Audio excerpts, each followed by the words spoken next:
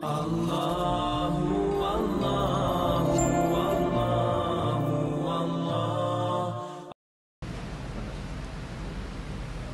Pak Ustadz, saya punya dua anak laki-laki, 11 dan 13 tahun. Mereka lebih takut kepada syaitan daripada melakukan dosa seperti meninggalkan sholat dan melawan kedua orang tua. Tolong nasihatnya. Ya. Anak saya ada di ruangan ini sekarang. Tentu saja bagi si ibu satu hal yang positif saja kalau mengingatkan anaknya, dan bagi anak tentu kita nasihatin ya. Pertanyaannya, kalau umurnya seperti ini berarti umurnya seperti anak saya juga nih ya. Jadi saya mengingatkan seperti saya mengingatkan anak saya, untuk apa tidak bakti sama orang tua, untuk apa tidak sholat, untuk apa tidak melakukan ketaatan-ketaatan.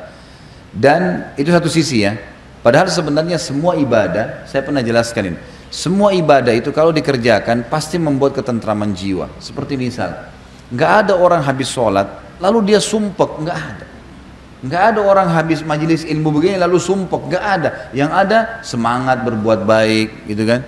Takut berbuat dosa, itu yang ada. Jadi lebih baik. Nggak ada orang yang berbuat ketaatan termasuk bakti dengan orang tua, termasuk bersedekah, termasuk baca Quran, dibenci oleh masyarakat manusia, nggak ada. Jadi Allah perintahin, dijanjikan pahala yang besar, di mata manusia juga disukai. Nggak ada orang yang bakti sama orang tua lalu dibenci sama orang, itu tidak ada. Dan ada hadis Nabi Muhammad SAW, dengarkan baik-baik anak-anakku, ini kalimat yang penting sekali. Kata Nabi SAW, jagalah kehormatan, kesucian, kemaluan kalian, maka Allah akan jaga kehormatan, kesucian, kemaluan pasangan kalian.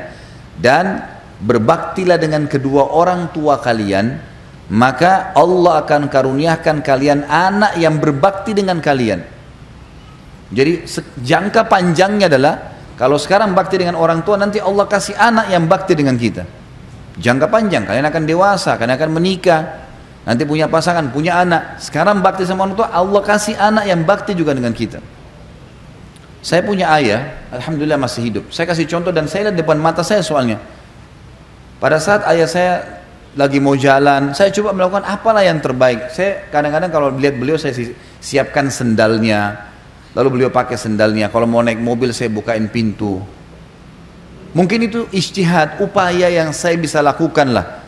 Walaupun tidak ada apa-apanya dibanding perbuatan orang tua saya buat saya gitu. Doa mereka sekali saya sudah luar biasa buat saya. Tapi subhanallah, ada anak saya 3 tahun laki-laki, setiap kali saya mau keluar, saya kalau mau keluar diambilin sama dia sepatunya. 3 tahun, sepatu saya diambilin atau sendal saya diambilin, dipakein sama dia. Kadang-kadang kalau saya mau masuk kamar dibukain pintunya. Mau makan diambilin makanannya. 3 tahun dia bisa melakukan. Saya tiba-tiba langsung connect dengan hadis tadi. Apakah ini balasan Allah seketika karena saya buat kepada ayah saya? Anak saya 3 tahun belum ngerti apa, biasanya cuma suka main-main, memberikan apapun yang saya sudah lakukan pada ayah saya. Depan mata saya lihat. Sampai saya bilang sama istri saya, coba lihat nih, bagaimana Allah menunjukkan kepada kita kebenaran sabda Nabi Muhammad SAW. Itu kan. Kalau masalah takut dengan syaitan, syaitan itu makhluk Allah yang terhina, kecil, terhina dan kecil. Tidak ada kedudukannya, tidak ada andilnya, tidak ada sesuatu yang bisa diandalkan dari syaitan. Tidak ada. Apa yang mau ditakutin dari syaitan? Apa yang syaitan lakukan? Kalau syaitan bisa menguasai kita teman-teman sekalian, maka tidak ada di antara kita yang bisa duduk di sini. Tidak bisa minum, nggak bisa makan. Syaitan akan susahin dia, karena syaitan penjahat kan. Tapi syaitan buktinya nggak bisa buat apa-apa, kita bisa makan, kita bisa minum, dia cuma membisikkan saja.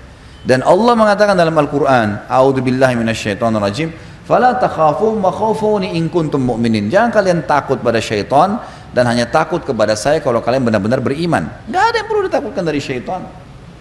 Makanya khusus untuk ini, ibu yang bertanya dan anak-anaknya bisa baca buku judulnya Jangan Takut Syaitan, terbitan Pustaka Tazkiyah, satu penerbit dengan buku yang sedang kita bahasin, lebih tipis saja.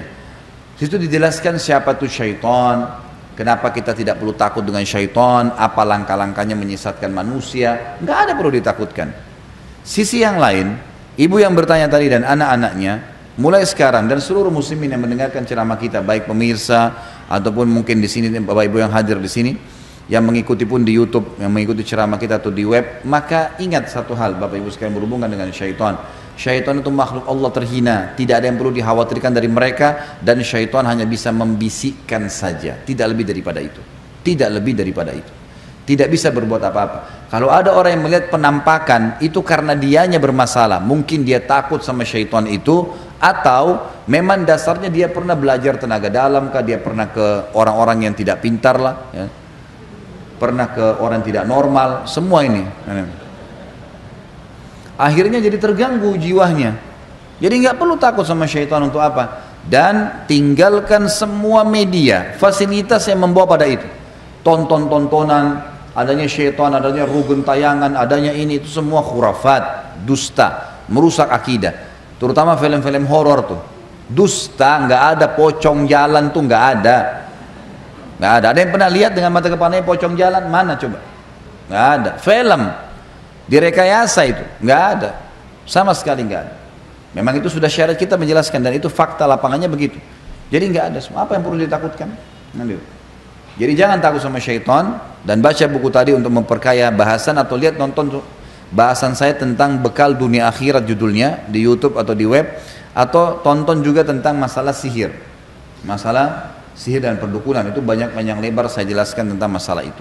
Allahu alam. Dan saya mendoakan semoga saja ibu dan anak-anaknya insya Allah dijaga di dalam ketaatan kepada Allah. Dan bagi anak saya ajak untuk berbakti pada ibunya, dan bagi ibu juga lebih rahmat dan kasih sayang kepada anaknya. Semoga saja insya Allah disatukan dalam keimanan dan disatukan di dunia juga di akhirat.